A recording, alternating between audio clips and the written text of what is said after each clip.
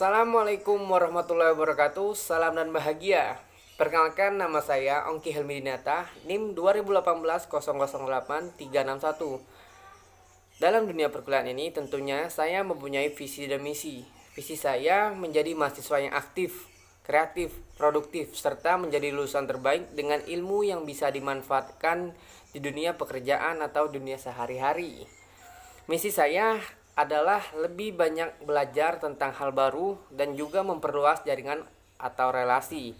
Nah, dalam mata kuliah Psikologi Industri, dosen pengampu Dr. Syamsul Hadi, SEMM, Program Studi Manajemen Fakultas Ekonomi Universitas Sarjana Wiyata Taman Siswa. Baiklah, di sini saya akan menjelaskan tentang produktivitas dalam organisasi. Nah, dalam pengertiannya secara umum, produktivitas merupakan ukuran output barang dan jasa dalam kaitannya dengan input yang berupa tenaga kerja, modal, dan peralatan.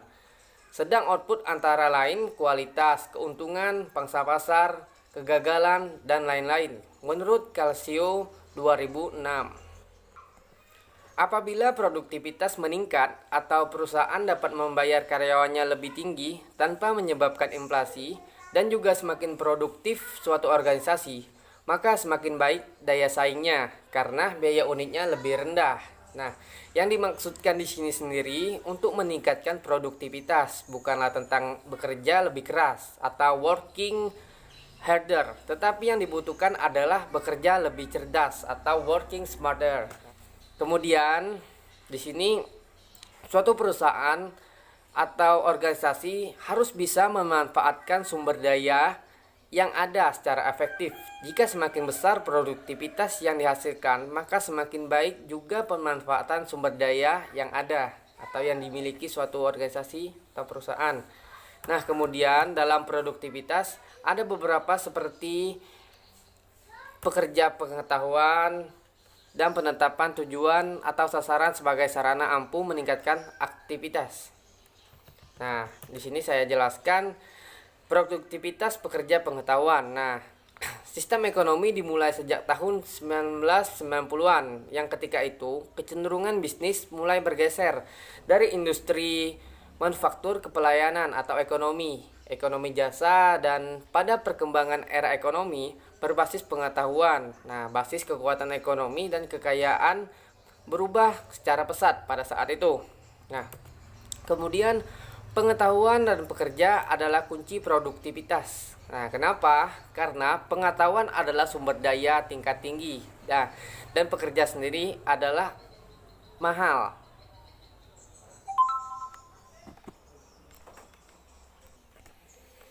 Kemudian dalam pengetahuan dan pekerjaan adalah kunci dari produktivitas karena pengetahuan adalah sumber daya tingkat tinggi dan pekerja pengetahuan itu mahal. Aturan pertama, dalam kesempatan yang harus diisi dengan orang-orang yang dapat memanfaatkan pengetahuan dan mengubah menjadi hasil. Nah, selain itu orang harus diyakinkan bahwa pekerja pengetahuan ditempatkan sesuai dengan kelebihan atau kekuatan mereka agar pekerjaan yang dilakukan menjadi produktif karena mereka tahu apa yang harus dilakukan dalam pekerjaannya. Oke, dalam pengetahuan dan pekerjaan adalah kunci dari produktivitas. Karena apa? Karena pengetahuan adalah sumber daya tingkat tinggi dan pekerja pengetahuan itu mahal. Aturan pertama adalah kesempatan harus diisi dengan orang-orang yang dapat memanfaatkan pengetahuan dan mengubahnya menjadi hasil. Selain itu, orang itu harus diyakinkan bahwa pekerja pengetahuan ditempatkan sesuai dengan kelebihannya atau kemampuannya. Nah, agar mereka bekerja menjadi lebih produktif karena mereka tahu apa yang harus mereka lakukan di pekerjaan tersebut. Oke, di sini menurut Stephen Covey 2008 ada 7 pergeseran seismik yang menjadi ciri era pekerja pengetahuan. Nah, yang pertama adalah globalisasi pasar dan teknologi baru. Yang kedua, munculnya keterhubungan universal, yaitu antar hubungan manusia tidak dibatasi lagi dengan jarak dan bahasa. Sehingga saat ini networking dan sinergi semakin mempermudah dalam penyediaan jasa dan produk. Kemudian yang ketiga, demokratis informasi atau harapan karena pengetahuan apapun tersedia banyak di internet. dan aksesibilitas yang bisa dijangkau semua kalangan masyarakat. Nah, yang keempat, peningkatan kompetensi secara eksponensial. Yang kelima, pergeseran penciptaan kekayaan dan modal keuangan ke modal intelektual dan sosial. Nah, yang keenam adalah tenaga kerja bebas. Dan yang ketujuh yang terakhir adalah perubahan terus-menerus. Nah, dari ketujuh karakteristik itu telah memicu munculnya para pekerja yang produktivitasnya berbanding lurus dengan tingkat pengetahuan yang dimiliki, atau yang juga dikenal dengan pekerjaan pengetahuan atau knowledge working. Menurut Thomas H. Davenport, pekerja pengetahuan didefinisikan sebagai pekerja yang memiliki tingkat keahlian, pendidikan, dan pengalaman yang tinggi, dan tujuan utamanya yaitu mereka kerjakan selalu melibatkan penciptaan, pendistribusian, dan pengaplikasian pengetahuannya yang dimiliki. Ciri-ciri dari pekerja pengetahuan sendiri menurut Alfi Soleh, yang pertama, satu, memiliki ide-ide baru yang bermanfaat atau juga disebut sebagai orang yang kreatif. Yang kedua adalah menciptakan hal-hal yang baru atau inovatif. Nah, yang ketiga adalah sangat menguasai pekerjaannya atau expert. Kemudian yang keempat adalah memiliki pengetahuan tinggi atas profesinya. Yang kelima adalah memiliki rasa ingin tahu. Kemudian di sini faktor-faktor yang menentukan produktivitas pekerja pengetahuan. Ada 6 faktor, yaitu yang pertama, satu, produktivitas pekerja pengetahuan menuntut kita mengajukan pertanyaan, apa itu tugas? Nah, kemudian yang kedua, tugas itu menuntut kita memberi tanggung jawab atas produktivitas pada pekerja pengetahuan. Nah, kemudian yang ketiga, inovasi berkelanjutan. Nah, yang keempat adalah pekerja pengetahuan menuntut belajar terus-menerus pada diri pekerja pengetahuan. Yang kelima, produktivitas pekerja pengetahuan menuntut bahwa pekerjaan pengetahuan harus dipandang sebagai aset bukan biaya. Nah, kemudian yang kesimpulannya, pekerja pengetahuan juga bisa dibatasi dengan tuntutan dan bisa ditangani dengan pekerjaan pengetahuan itu sendiri.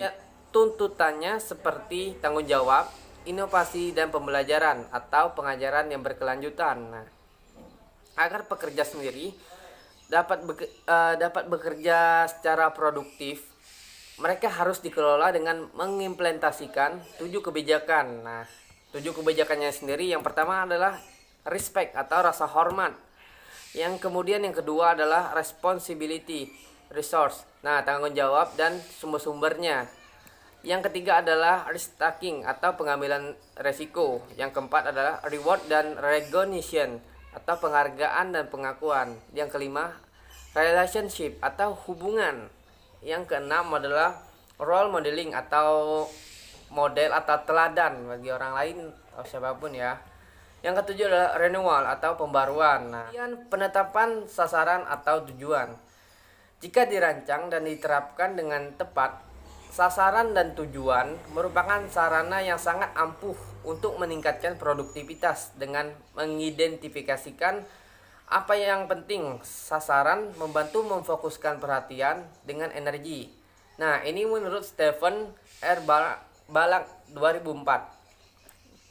Sasaran merupakan impian dengan substansi atau apa yang diinginkan seseorang dan mengisyaratkan perubahan. Nah, sasaran sendiri membantu mendefinisikan organisasi. Nah, semakin jelas dan unik sasaran tersebut, maka semakin unik pula organisasi tersebut. Nah, di sini ada beberapa contoh dari perusahaan yang memiliki tujuan yang unik. Nah, yang pertama adalah perusahaannya Microsoft.